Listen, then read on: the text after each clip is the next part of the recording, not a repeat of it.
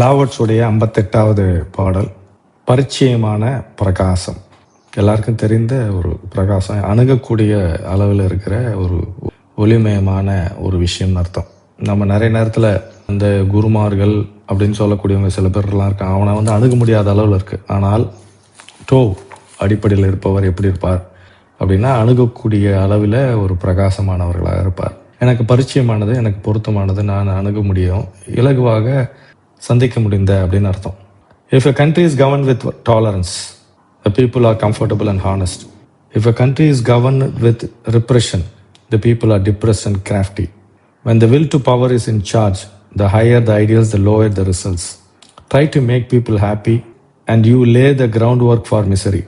Try to make people moral and you lay the groundwork for vice. Thus, the master is content to serve as an example and not to impose her will. She is pointed but doesn't pierce straightforward, but supple, radiant but easy on the eyes.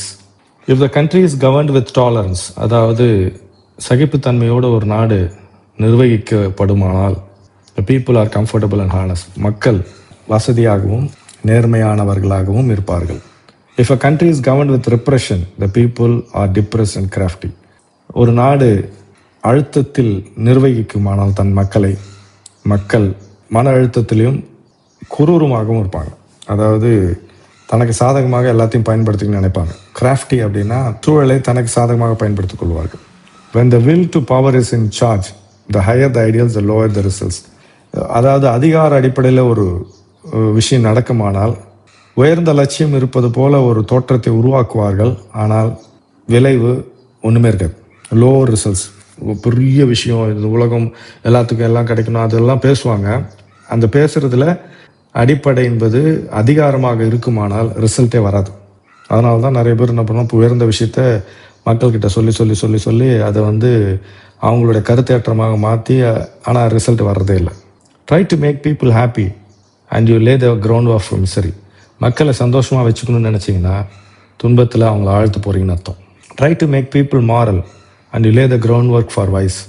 அதாவது மக்களை ஒழுக்கத்துக்கு அடிப்படையில் டிசிப்ளினாக நடந்துக்கணும்னு நீங்கள் சொல்கிறீங்க அப்படின்னா, try to make people moral you lay the ground work for vices. மக்களை வந்து ஒழுக்க கட்டுப்பாடோடு நடத்தணும்னு நினச்சிங்கன்னா நீங்கள் தீய பழக்கங்களையும் முரணான விஷயங்களையும் அதிகப்படுத்த போகிறீங்கன்னு அர்த்தம்.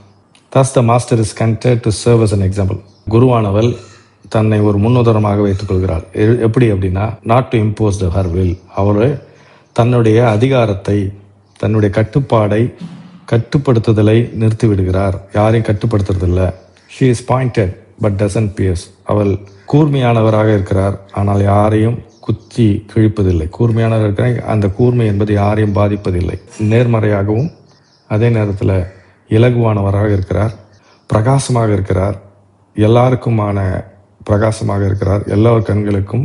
அவள், அந்த குருவானவள் நம்முடையவள் என்ற தன்மையில் பிரகாசமாக இருக்கிறார். Radiant but easy on the ice.